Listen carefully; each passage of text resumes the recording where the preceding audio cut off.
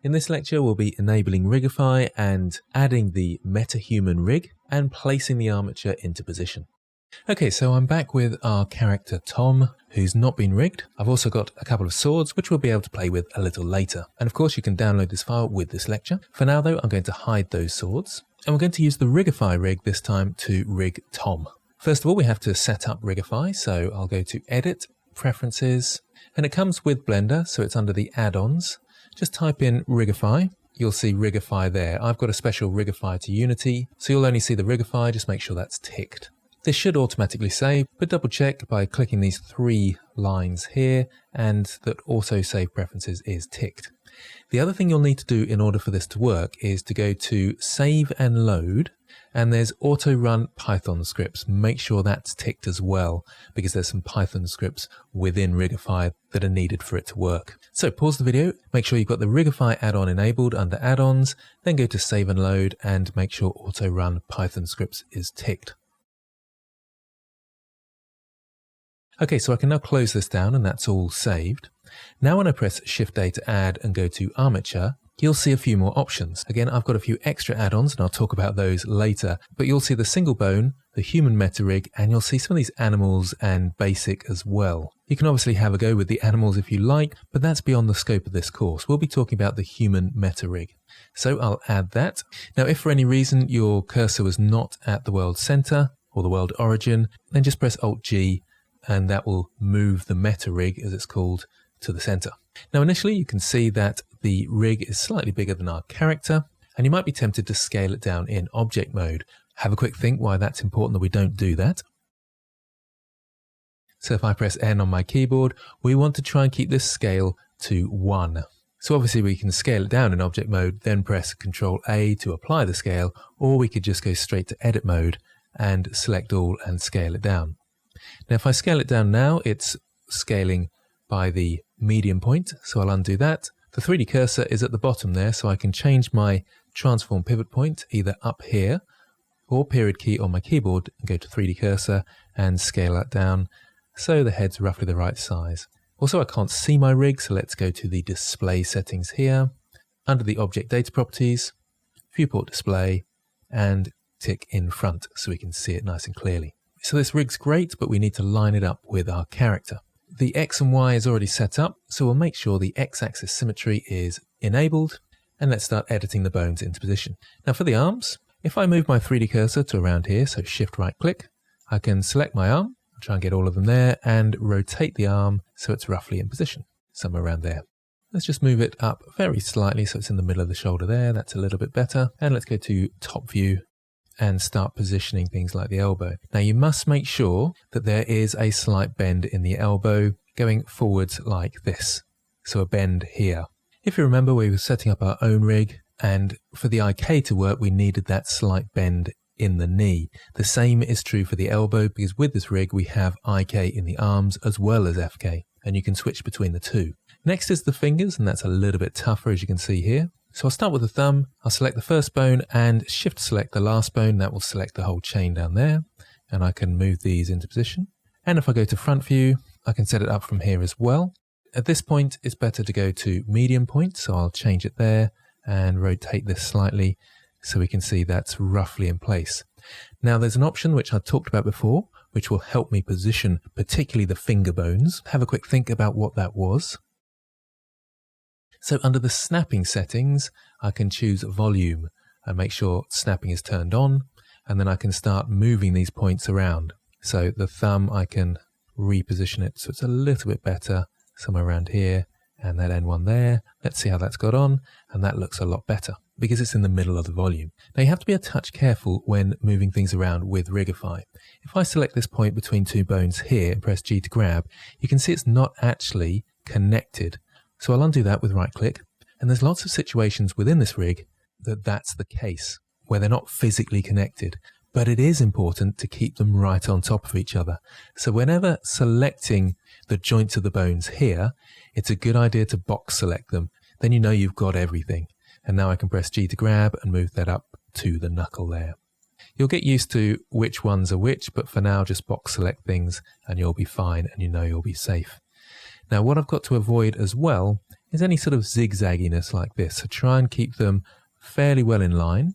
That can be a little bit more tricky with snap to volume on, so it might take a little bit of adjustment, but we can get this roughly in line like so. And that looks good for the first finger.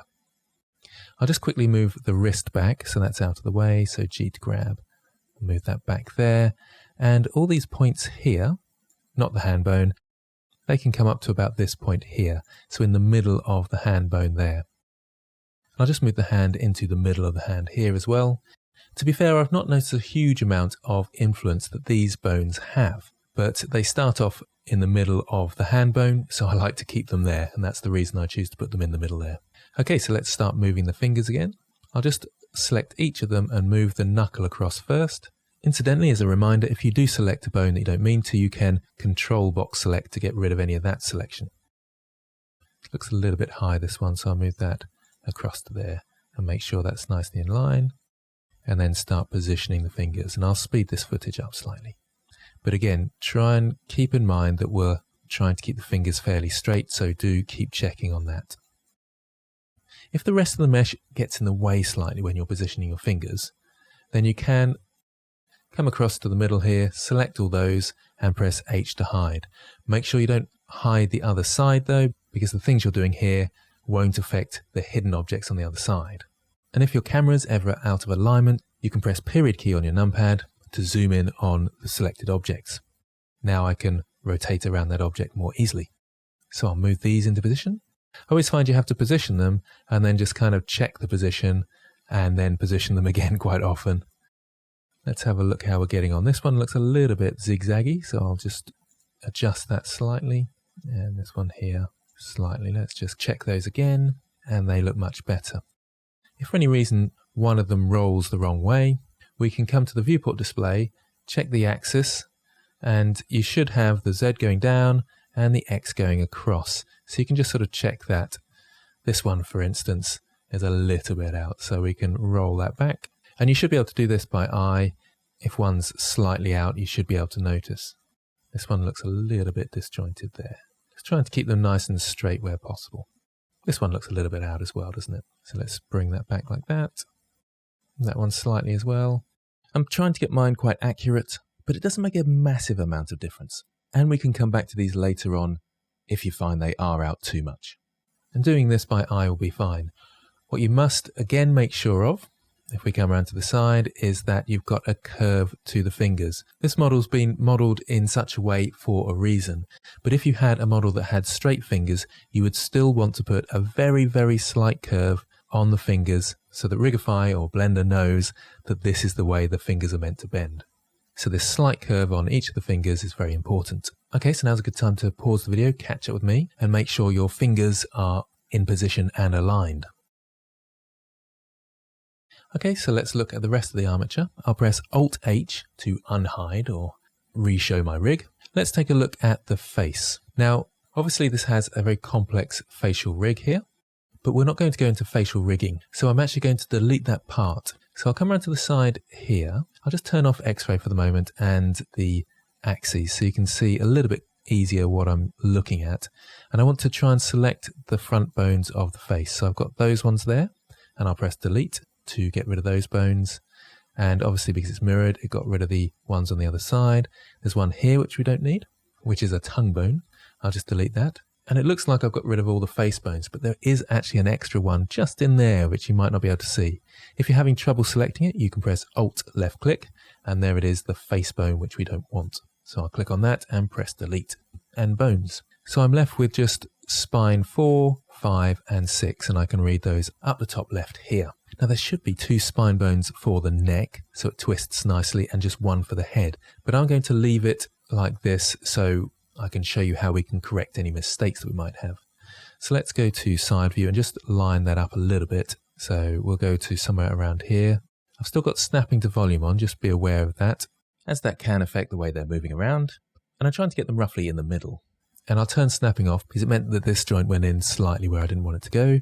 Try and keep the natural curve that you see when the rig is initially created. And there was a slight curve here like this. But like I say, this should be down here and this neck bone down here, but I'll make a mistake on purpose here so we can see what that's like. The other thing to point out is don't disconnect this bone here. If you click on it once and press G to grab, it disconnects.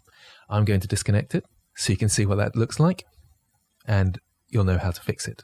So now's a good time to catch up with me and delete the face bones that we don't need and reposition the head and neck bones like I have here. And again, we'll make a mistake here so I can show you how we fix it.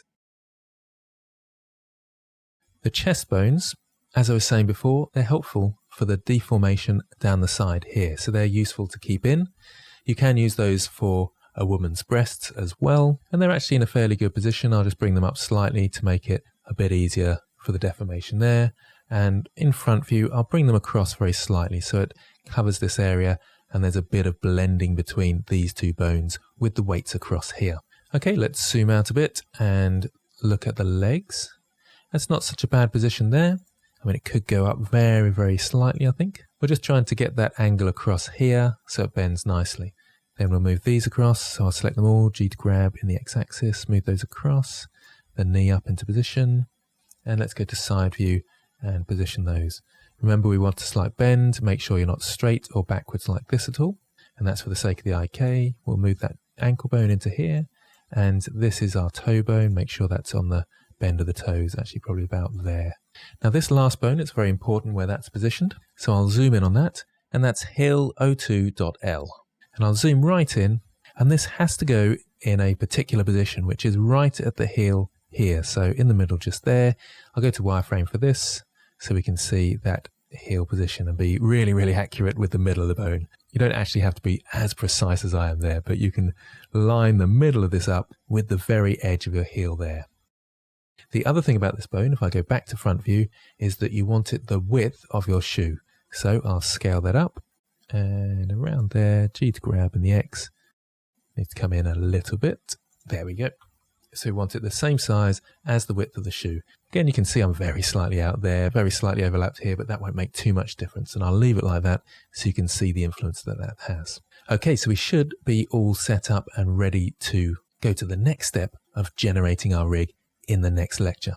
So, of course, make sure you've caught up with me and you've got your bones in a similar position to me. But don't panic too much about the position, because in the next lecture, I'll talk about how we can adjust this and make changes where needed and parent it to our mesh. As always, make sure you've saved your work, ready for next time.